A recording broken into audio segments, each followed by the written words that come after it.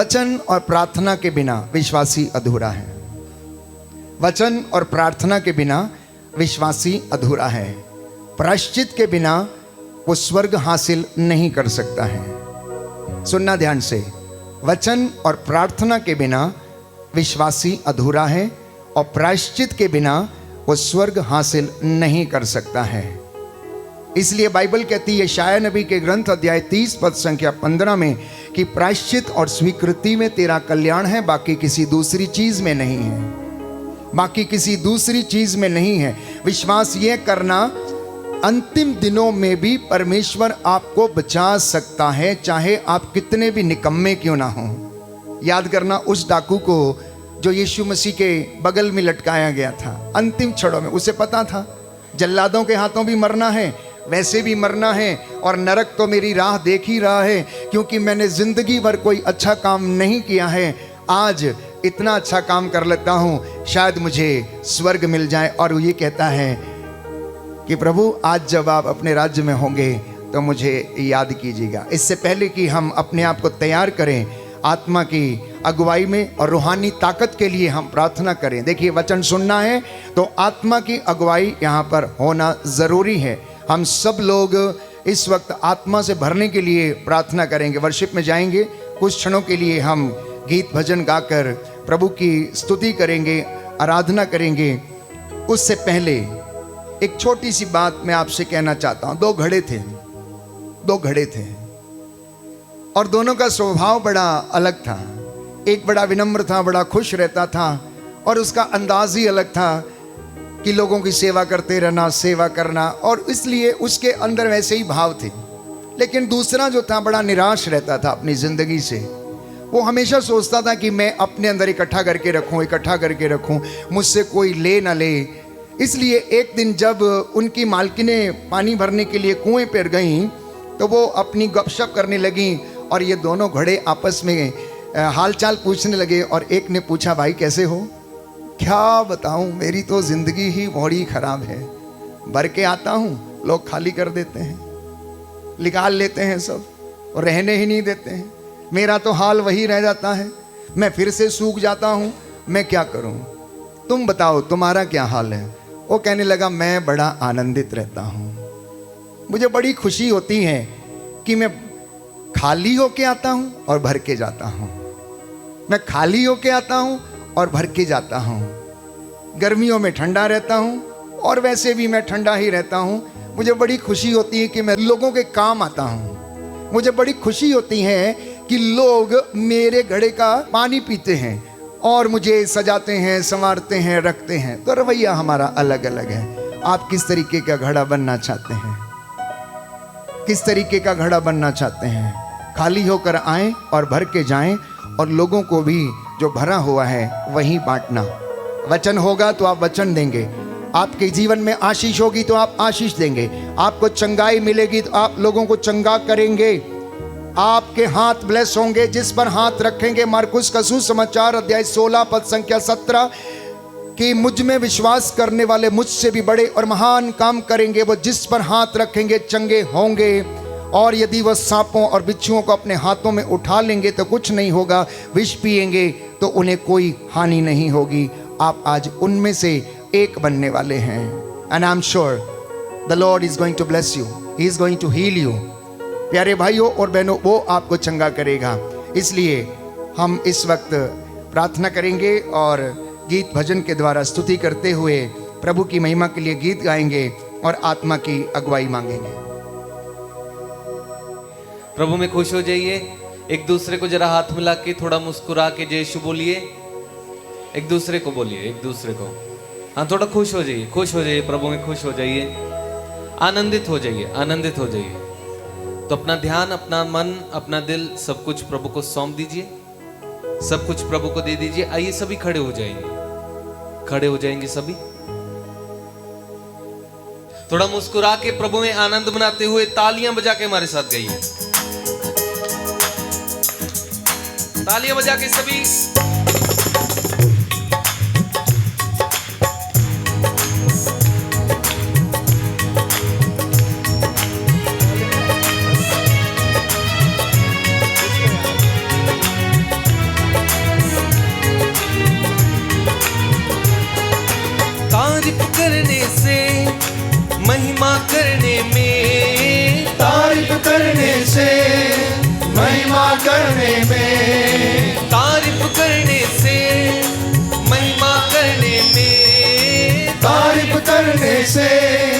महिमा करने में आनंद मिलता है, आनंद मिलता है, आनंद मिलता है, आनंद मिलता है। तारीफ करने से महिमा करने में, तारीफ करने से महिमा करने में, तारीफ करने से महिमा करने में, तारीफ करने से महिमा करने में एक साथ आनंद मिलता है, आनंद मिलता है, आनंद मिलता है, आनंद मिलता है, आनंद मिलता है, आनंद मिलता है, आनंद मिलता है, आनंद मिलता है। सच्चे दिल से जब हम महिमा करते हैं, गाइए सच्चे दिल से जब हम ऊंची आवाज से, महिमा करते हैं, सच है मसीह यीशु से हम बातें करते हैं, सच है मसीह यीशु से हम बातें करते हैं, सच है मसीह यीशु से हम बातें करते हैं, सच है मसीह यीशु से हम बातें करते हैं। रूह में भरने से खुदा से बातें करने में, रूह में भरने से खुदा से बातें करने में, रूह में भरने से खुदा से बातें करने में, रूह में भरने से खुदा से बातें एक साथ करने जोरदार तालियां बजा में के आनंद मिलता है, हाथ उठाकर सभी लोग आनंद मिलता है, आनंद मिलता है, आनंद मिलता है, आनंद मिलता है, आनंद मिलता है, आनंद मिलता है, आनंद मिलता है। खुशबू तू यीशु है मेरे जो रूबरू, गाइए खुशबू तू यीशु है मेरे रूबरू, खुशबू तू यीशु है मेरे जो रूबरू, खुशबू तू यीशु है मेरे जो रूबरू, पर नजर नहीं आता है कैसा गुप्त तू, पर नजर नहीं आता है कैसा गुप्त तू।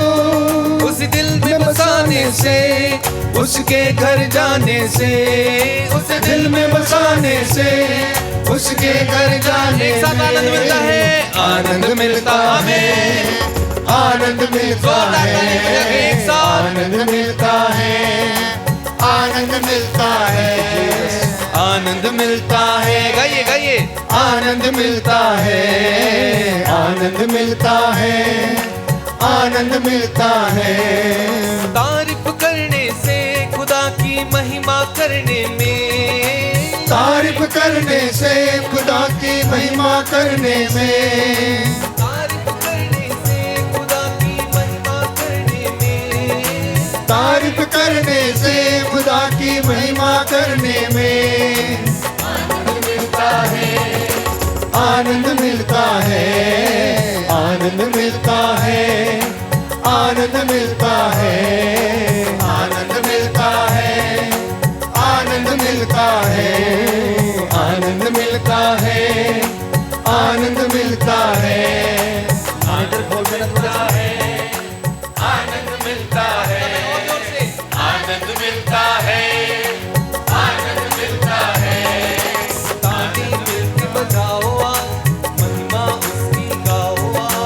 ताली मिलके बजाओ आज, महिमा उसकी गाओ आज, ताली मिलके बजाओ आज, महिमा उसकी गाओ आज, ताली मिलके बजाओ आज, महिमा उसकी गाओ आज, ताली मिलके बजाओ आज, महिमा उसकी गाओ आज। जो जानते नहीं उसको उनको ये बतलाओ आज, जो जानते नहीं उसको उनको ये बतलाओ आज। ताली मिलके बजाओ आज, महिमा उसकी गाओ आज, ताली मिलके बजाओ आज, महिमा उसकी गाओ आज। जो जानते नहीं उसको उनको ये बतलाओ आज, जो जानते नहीं उसको उनको ये बतलाओ आज। फिर साज बजाने में और मिलकर गाने में, फिर साज बजाने से और मिलकर गाने में, साज बजाने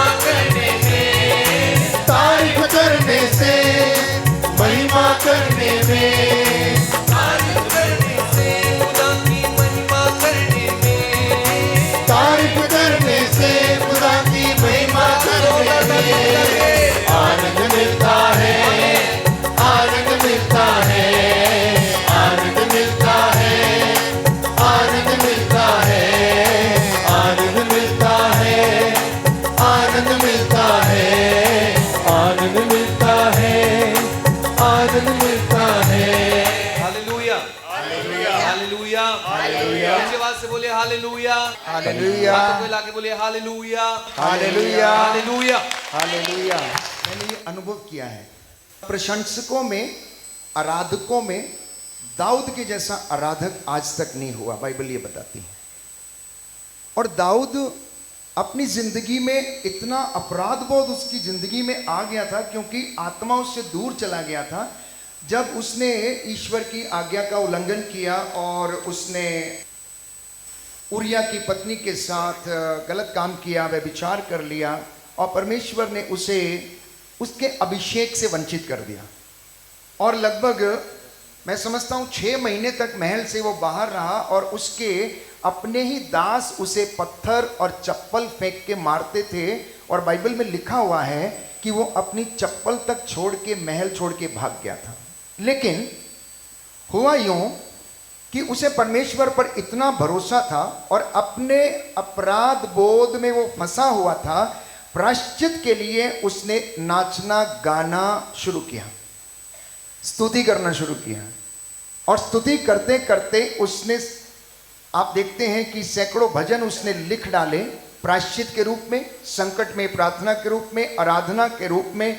और जब वो गाता था, जब वो बजाता था, तुरही जिसके हम विषय में पढ़ते हैं, नरसिंगा फूंकते हुए, तो वो सुध बुध खो बैठता था। यहाँ तक कि उसके तन से कपड़े भी गिर जाते थे, लेकिन उसे कोई लाज नहीं आती थी। जिन महिलाओं ने, स्त्रियों ने उसके ऊपर अभियोग लगाया, बाइबल कहती प्रभु ने उन्हें भी दंड दिया। तो शर्माना नहीं, नाचना गाना, ताली बजाकर गाना, सुध बुध खो बैठना और परमेश्वर में लीन हो जाना। कब आपको पवित्र आत्मा छुएगा आप नहीं जानते हैं। When you are totally ready and prepared, जब आप पूरी तरीके से उसमें खो जाते हैं तो वो हमारे जीवन में प्रवेश करता है। आइए खूब जोर से ताली बजाकर नाचते हुए इस गीत को गाएंगे।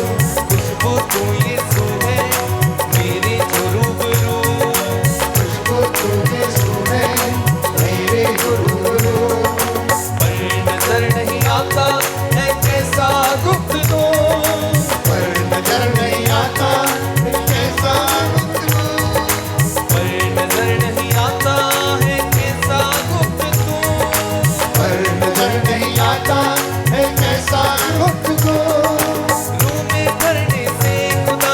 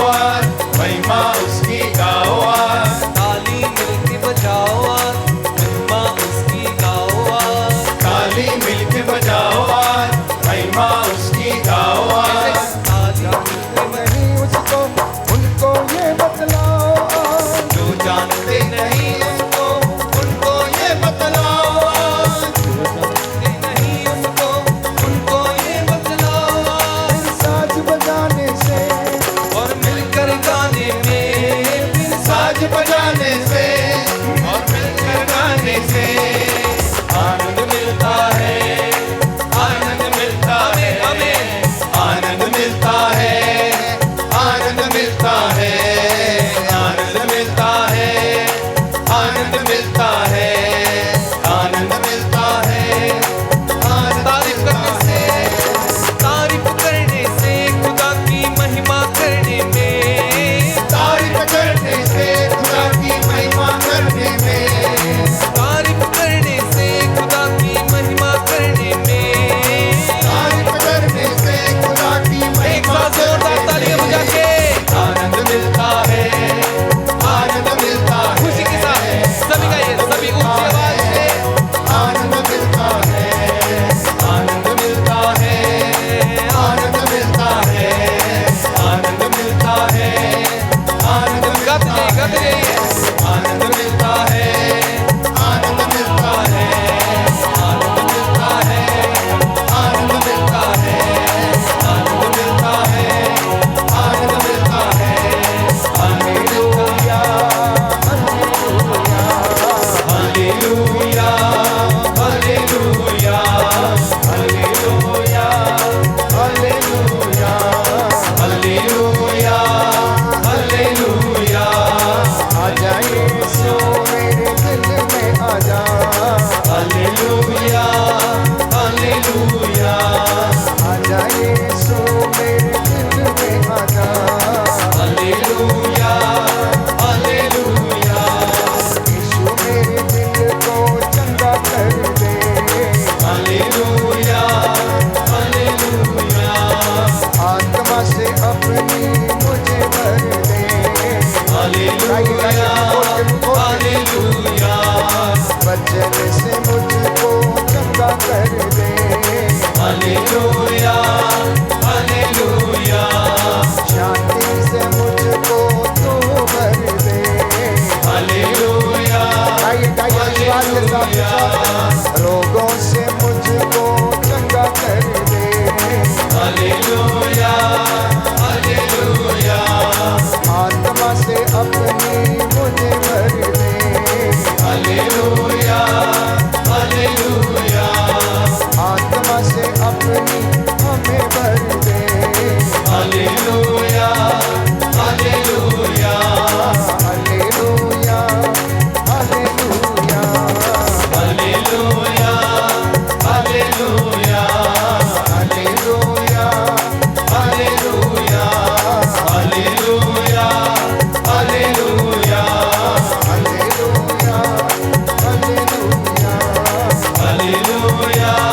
हालेलुया, हालेलुया, हालेलुया, हालेलुया, हालेलुया, गाइए गाइए गाइए सभी लोग मुंह खोल के मुंह खोल के मुंह खोल के Yes, Lord. हालेलुया, हालेलुया, हालेलुया, God को bless करो। इस लोगों को bless करो। मेरा आत्मा हालेलुया, हालेलुया,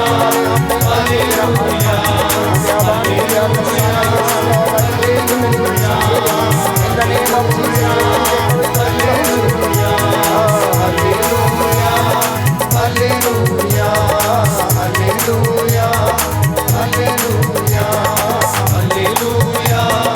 हालेलुया, हालेलुया, हालेलुया, हालेलुया, हालेलुया, स्तुति करेंगे लगातार स्तुति करेंगे। हालेलुया, हालेलुया, हालेलुया, हालेलुया, हालेलुया, हालेलुया, हालेलुया, हालेलुया,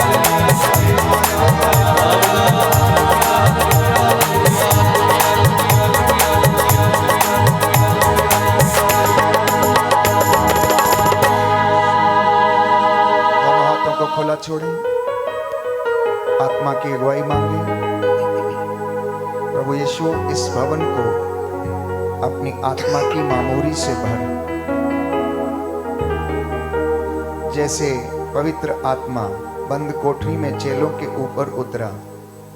हे प्रभु यीशु, आज वही आत्मा हम सबों के ऊपर उतरे। नया जीवन तू मुझे दे दे पावन आत्मा, अपनी शक्ति से मुझे भर दे पावन आत्मा। मुझ में तू आजा पावन आत्मा, प्रेम से मुझे तू भर दे। तेरी अग्नि मेरे मन आत्मा हृदय में सुलगा दे, जिससे कि मैं शुद्ध हो जाऊं, चंगा हो जाऊं।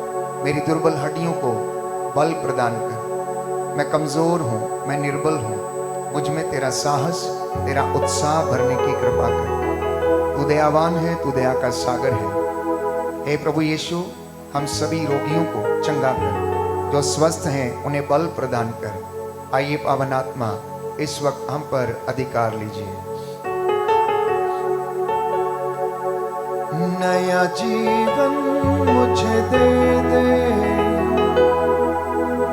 पावन आत्मा, नया जीवन मुझे दे पावन आत्मा। सभी लोग कहना विश्वास के साथ। नया जीवन मुझे दे दे पावन आत्मा। अपनी शक्ति से भर दे पावन आत्मा। अपनी शक्ति से भर दे पावन आत्मा।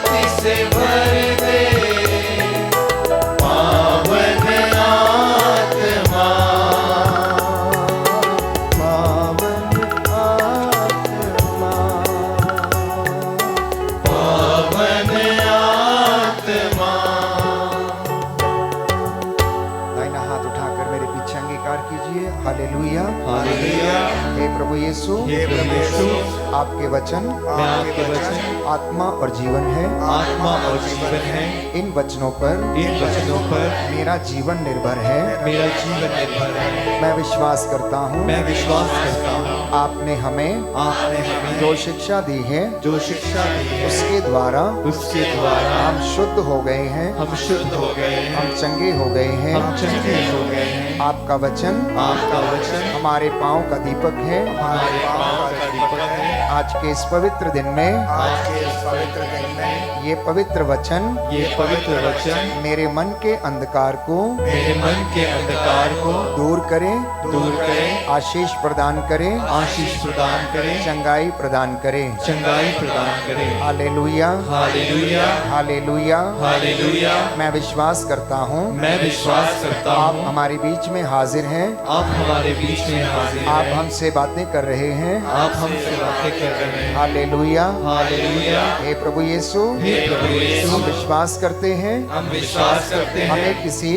हमें किसी जड़ी बूटी के लेप द्वारा नहीं जड़ी बूटी के लेप द्वारा नहीं, परंतु तेरे वचन के द्वारा परंतु तेरे वचन के द्वारा चंगाई मिली है। चंगाई मिली है। हालेलुया, हालेलुया, हालेलुया। हालेलुया। बैठ जाइए। प्रभु हमारे बीच में है और हमसे बातें कर रहा है। प्रियजनों, मैंने कहा ये वचन मेरे और आपकी आत्मा का भोजन है। ये हमारी ताकत है। इसके बिना हम कुछ भी नहीं। जो इसको नहीं जानता वो यीशु को नहीं जानता है। जो वचन को नहीं जानता वो यीशु को नहीं जानता। इसलिए इसको जानना बहुत ज़रूरी है। इसलिए मैंने कई मर्तबा कहा, अगर आप मेरी बाइबल खोल के देखेंगे तो इसके बहुत से पन्ने इधर उधर फट चुके हैं, बार बार खोल खोल के, और ये पुरानी होती जा रही है। तो मुझे प्रभु ने प्रेरणा दिया, बेटा जितनी ये पुरानी होगी उतने तुम नए होगे हैं।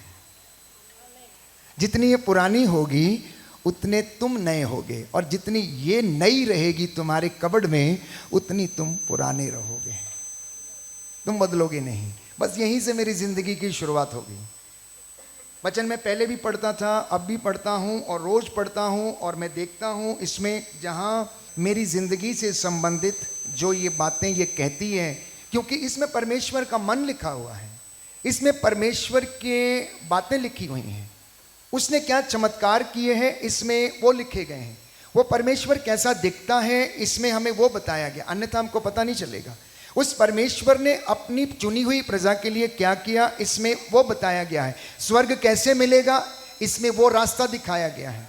नरक कैसे हमें मिल जाता है इसमें वो भी बताया गया है। पिता की शिक्षा का पालन करने से हमारा क्या होगा, माँ का श्राप मिलने से हमें क्या होगा।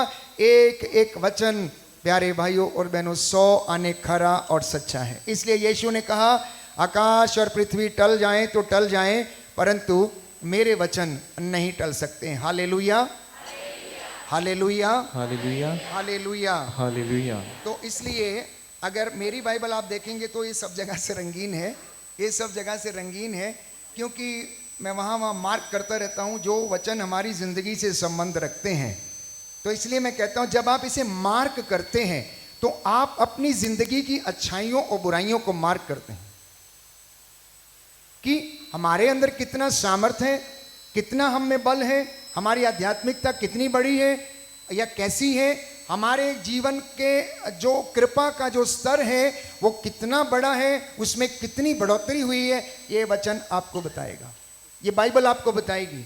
अगर किसी को अपनी ग्रेस का लेवल चेक करना है, अपनी स्पिरिचुअलिटी का पैमाना चेक करना है और अपनी भक्ति का जो पैमाना है उसे चेक करना है तो इसे रोज आप पढ़ा करिए। ये आपको बताएगी कि आपकी भक्ति सच्ची है या नहीं, आप राइचियस हैं या नहीं, आप पवित्र हैं या नहीं, आप सच्चे काम करते हैं या नहीं, आप अच्छे काम करते हैं या नहीं। ये वचन आपको समझाएगा, ये वचन आपको बताएगा प्यारे भाई और बहनों। इसलिए इसको अपने साथ रखना, इसको अपने साथ रखना, इसको याद करना, इसको बोलना समय असमय, आते जाते, सोते उठते बैठते, राह चलते समय इसे आप अपने को और बच्चों को बताया करो। हालेलुया, हालेलुया, हालेलुया, हालेलुया। हालेलुया।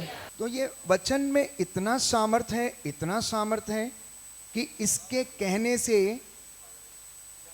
शैतान को मालूम था कि अगर यीशु ने एक वचन बोल दिया और इन पत्थरों से कह दिया कि रोटी बन जाओ, तो वो रोटी बन जाएंगे। शैतान जानता है इस बात को। क्या आप मेरी इस बात से सहमत हैं?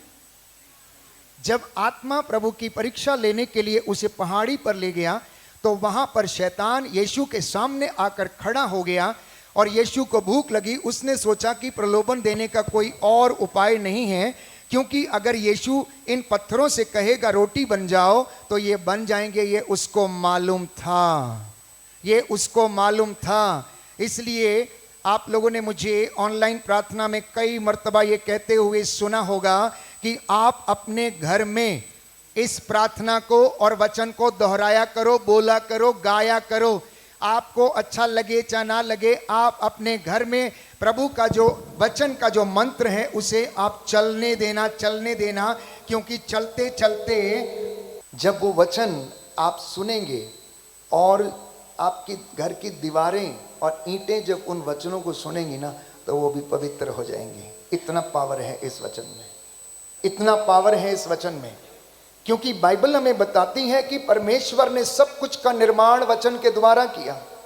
उसने कहा दिन हो जाए तो दिन हो गया, उसने कहा रात हो जाए तो रात हो गई, उसने कहा बड़ा सा नक्षत्र लग जाए ताकि लोगों को क्या दे सके, उजाला दे सके, और ऐसा ही हुआ। उसने कहा धरती पर जितना पानी है वो एक जगह इकट्ठा हो जाए, तो वो हो गया। उसने कहा रात को प्रकाश देने के लिए आसमान में एक बड़ा सा नक्षत्र आ जाए, और उसका नाम उसने चंद्रमा रखा। और प्यारे भाइयों और बहनों, ऐसा हो गया। वो पिता का अब्दी नूर है, वो पिता का अब्दी नूर है।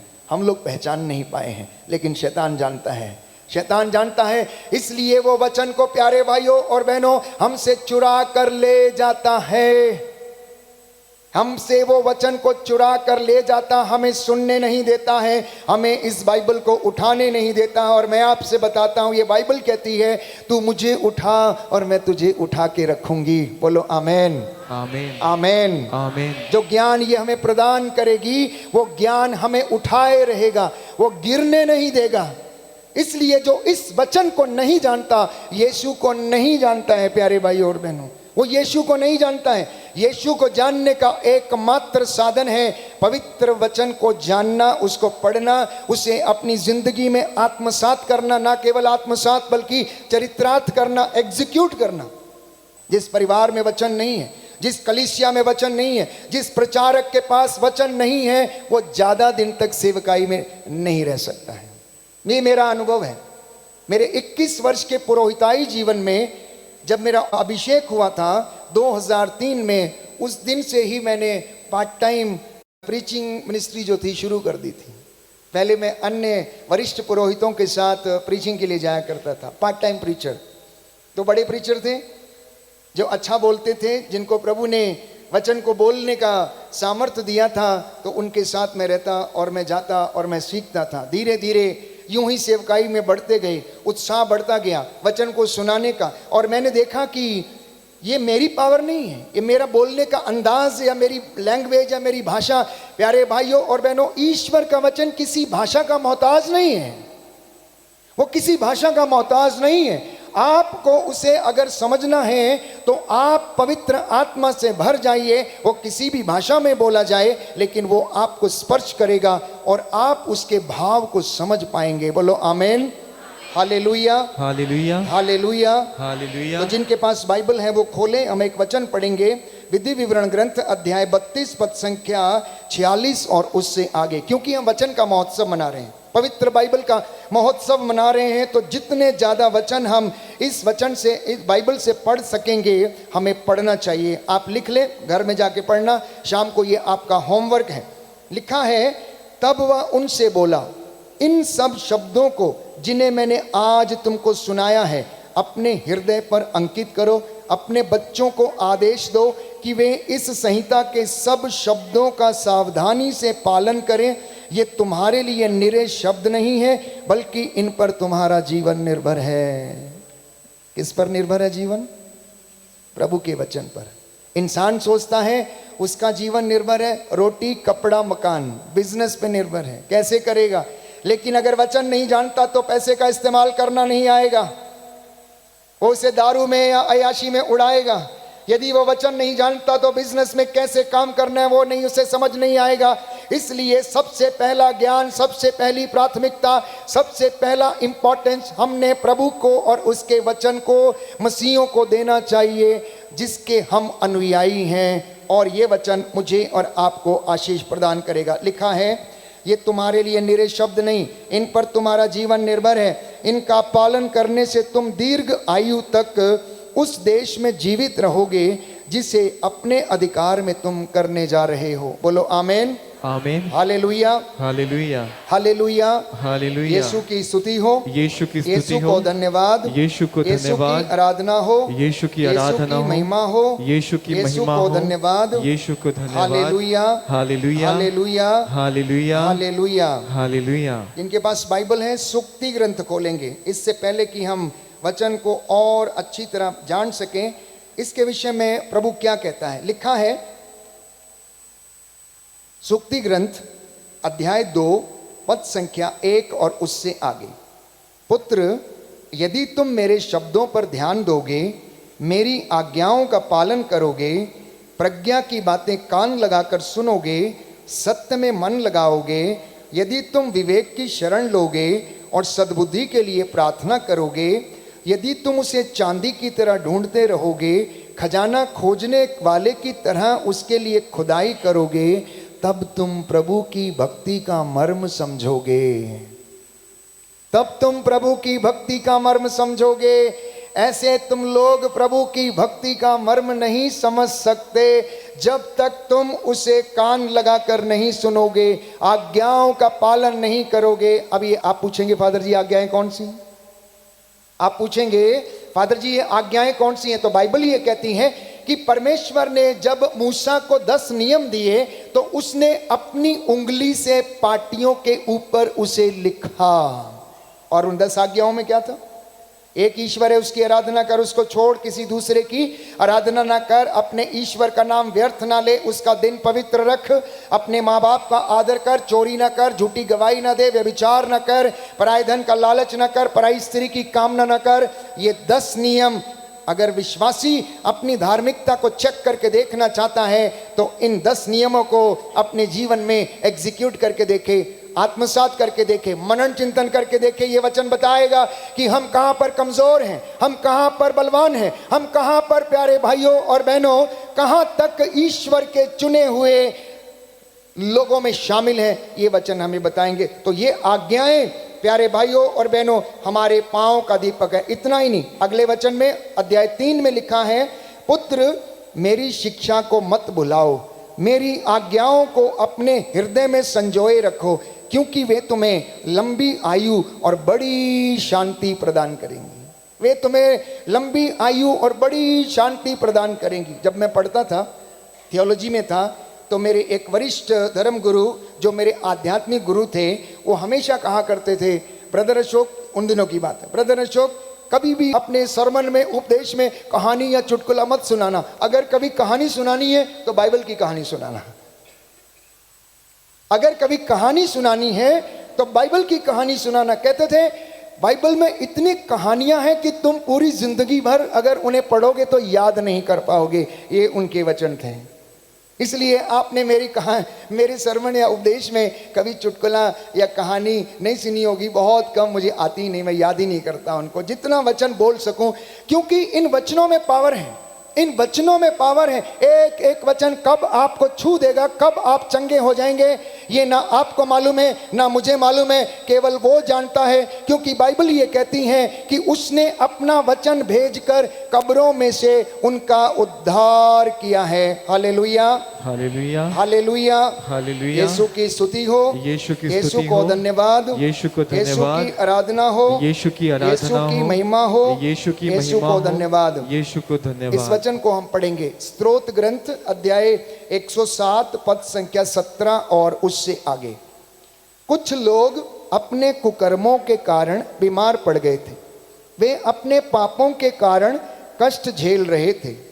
उसके बाद पद संख्या 20 में लिखा है, उसने अपनी वाणी भेजकर उन्हें स्वास्थ्य प्रदान किया और कब्र में से उनका उद्धार किया। बोलो आमीन।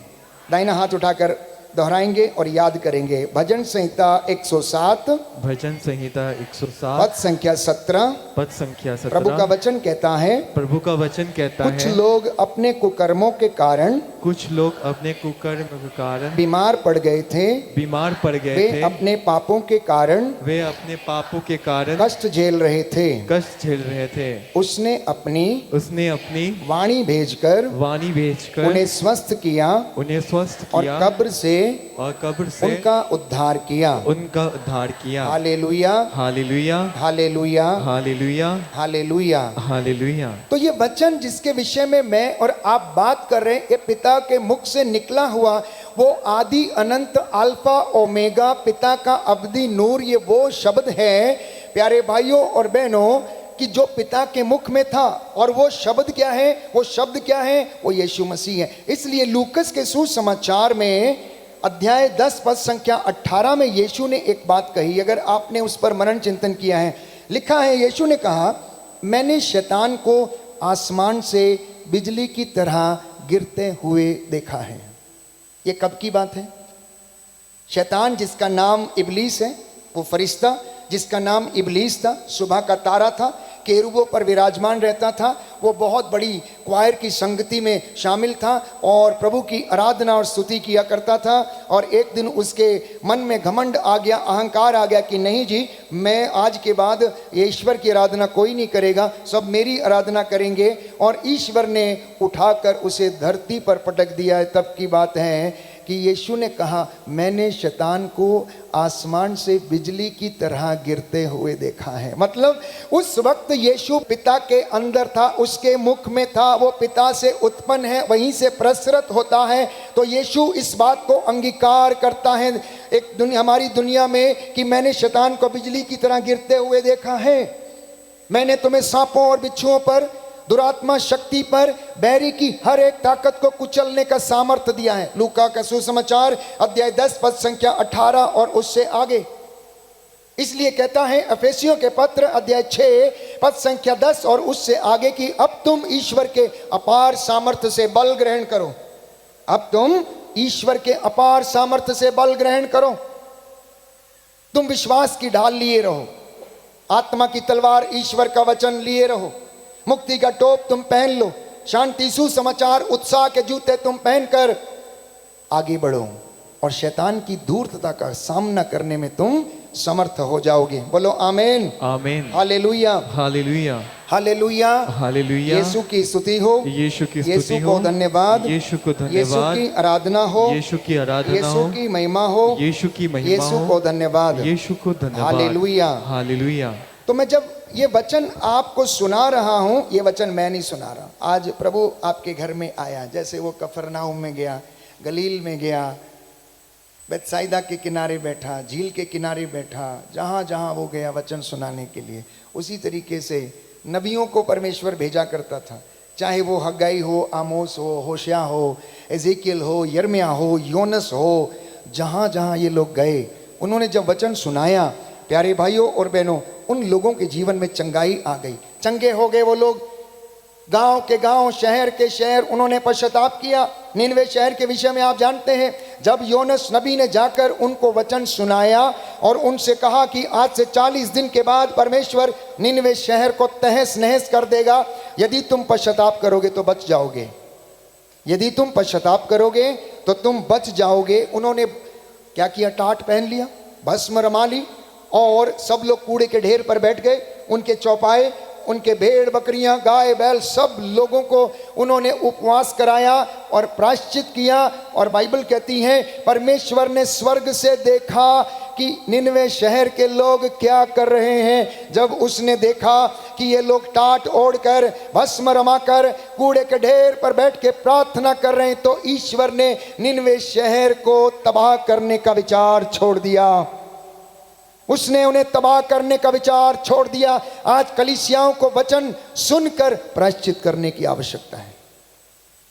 वो कोई सी भी कलीसिया हो, कैथलिक हो या अन्य कोई भी डिनोमिनेशन क्यों ना हो, प्रभु की चुने हुए लोग आज यदि वचन को नहीं जानते हैं तो वो प्रभु को नहीं जानते हैं, केवल अपने स्वार्थ के लिए वो करते हैं काम, चाहे कोई भी सेवकाई हो। इसलिए प्यारे भाइयों और बहनों, ये वचन जिसे आप सुन रहे हैं ये हमें इतना जीवन देता है, चंगा करता, उद्धार करता है। एक सुंदर वचन है, यदि आप बाइबल खोलेंगे एजेकियल नबी का ग्रंथ अध्याय 37 में, अध्याय 37, एजेकियल नबी का ग्रंथ अध्याय 37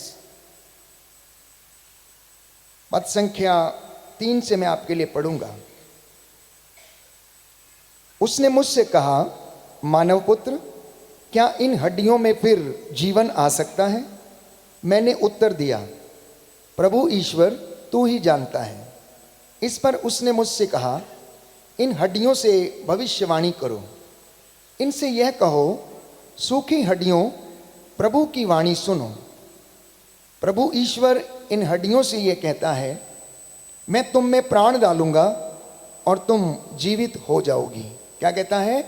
मैं तुम में प्राण डालूंगा और तुम जीवित हो जाओगी।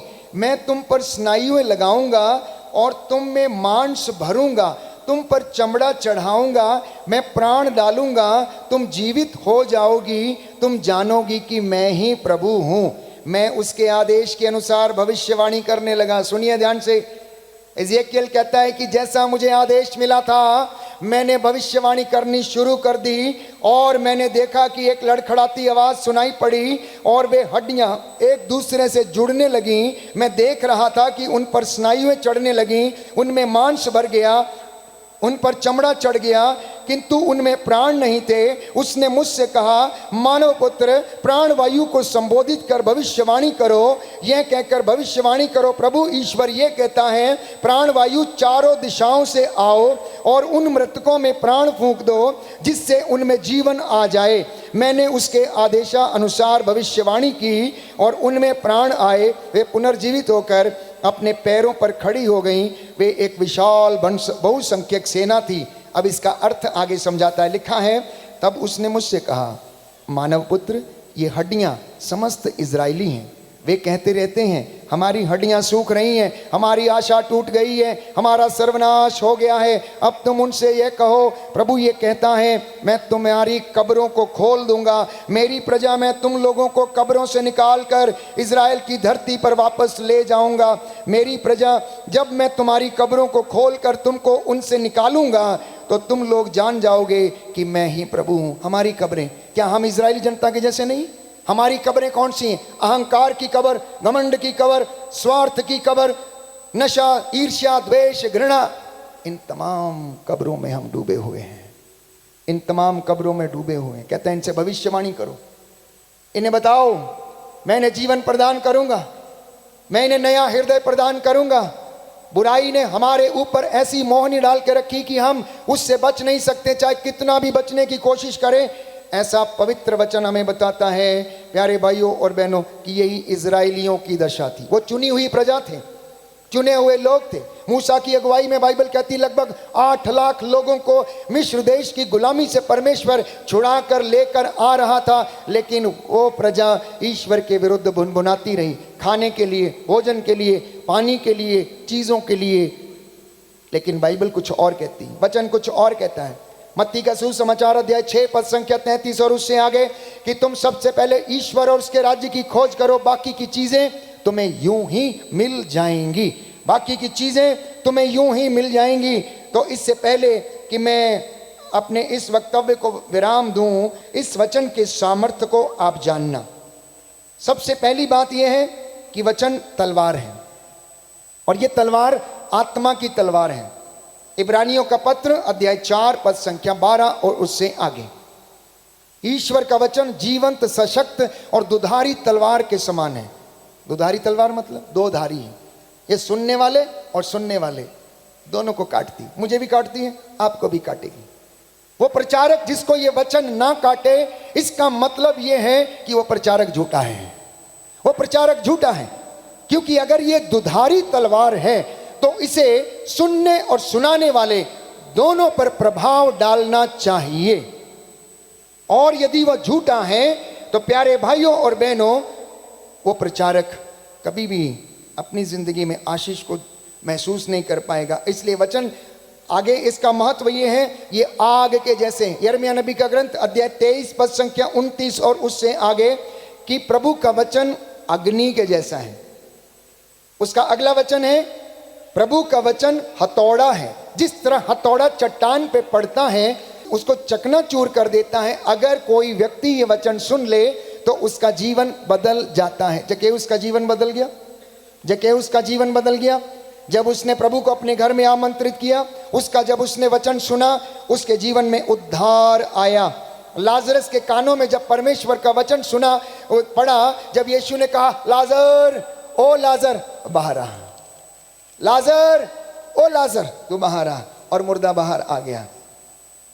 वो जिंदा हो गया था, लेकिन यीशु ने कहा इसके शरीर पर लिपटी हुई पट्टियों को खोल दो ताकि ये स्वतंत्रता पूर्वक क्या करे, चल सके।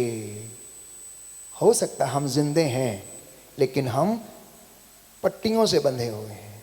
पट्टियां कौन सी? मैंने आपको बताया, हमारे अंदर जो भ्रांतियां हैं, हमारे अंदर जो डाउट्स हैं, हमारे अंदर जो स्वार्थ है, हमारे अंदर जो बुराई है, हमारे अंदर जो ईर्ष्या अहंकार है, ये वो पट्टियां हैं जो हमें आगे बढ़ने से, स्वतंत्रता में रहने नहीं देती हैं और रोकती हैं। इसलिए यीशु ने लोगों से कहा लाजर के शरीर पर बंधी हुई पट्टियों को खोल दो ताकि ये स्वतंत्रता पूर्वक चल सके। हालांकि वो जिंदा था, हालांकि वो जिंदा था। क्या यीशु चाहते तो नहीं खोल सकते थे? पट्टियां नहीं गिर सकती थी? प्यारे भाई और बहनों, गिर सकती थी, लेकिन यीशु लोगों को सिखाना चाहता था कि हमें अपने मन के अंधकार को दूर करने की आवश्यकता है। इन पट्टियों से हमें आज़ाद होने की आवश्यकता है, इन बुराइयों से हमें आज़ाद होने की आवश्यकता है। और अगला वचन है ये जीवंत रोटी है। मत्ती का सुसमाचार अध्याय 4 पद संख्या 4, ये अनंत जीवन का संदेश है। योहन का सुसमाचार अध्याय 6 पद संख्या 68 और उससे आगे gospel of Saint John chapter 6 verse 68 आगे लिखा है ये सुनने से विश्वास उत्पन्न होता है। आज जो आप वचन सुनेंगे 3 दिन के बाद आप बदले हुए से रहेंगे। 3 दिन के बाद ये वचन को सुनने से आपका विचारधारा बदल जाएगी, आपके आध्यात्मिक जीवन में उन्नति आ जाएगी।